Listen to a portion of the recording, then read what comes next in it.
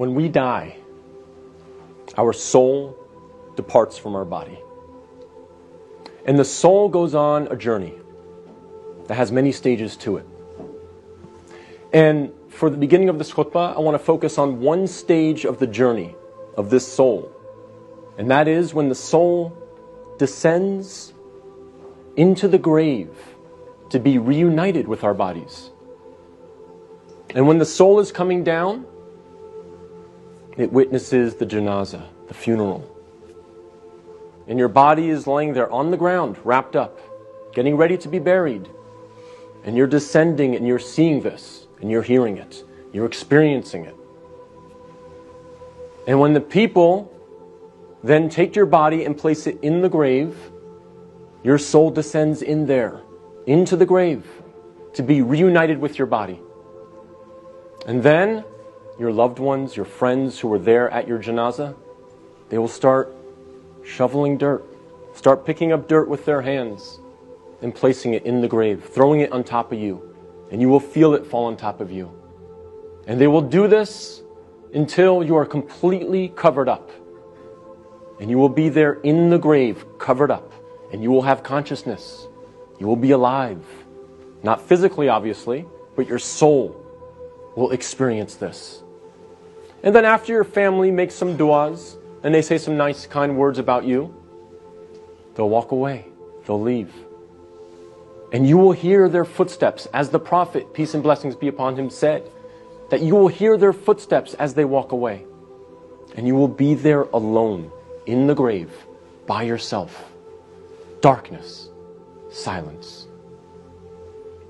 What happens at that point? Two angels come to you, Munkar and Nakir. And they ask you three questions. Perhaps the most important questions you will ever be asked, and the three most important questions you will ever answer. And those questions are, what is your deen? Translated as, what is your way of life or your religion?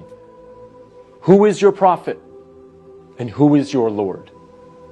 Not necessarily in that order, but those are the three questions.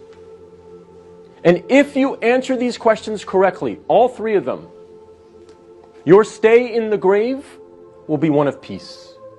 You'll have peace. You'll have pleasure. Until the day of judgment, when the horn is sounded, and you are raised up out of your grave. So during that time, if you answer these questions correctly, you will have peace. But if you don't answer these questions correctly, all three of them, your stay in the grave will be full of pain. So we must answer these questions correctly. But here's the problem. A lot of us say to ourselves at this point, I'm good because I'm a Muslim and I know the answers to these questions and I'll answer them correctly. This is a problem. This is called being overconfident. Because, as many of the scholars say, the answer is not given with your tongue. The answer is not given with your brain. The answer is given with your heart. What is in your heart will come out at that moment.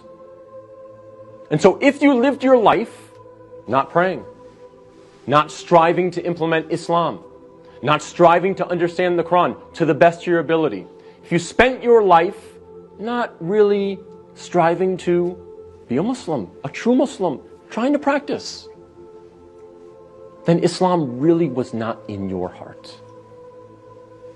So we have to make sure that we're striving, again, to the best of our ability. I'm not asking for perfection.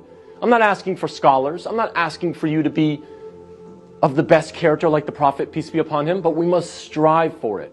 So that on that day, when these angels come to us and they ask us these questions, what is in our heart will naturally come forward. The answers, the correct answers, will come forth. And not the answers of, I was striving for something other than the pleasure of Allah. So we have to make sure that Islam is in our hearts, not just on our lips, not just in our mind.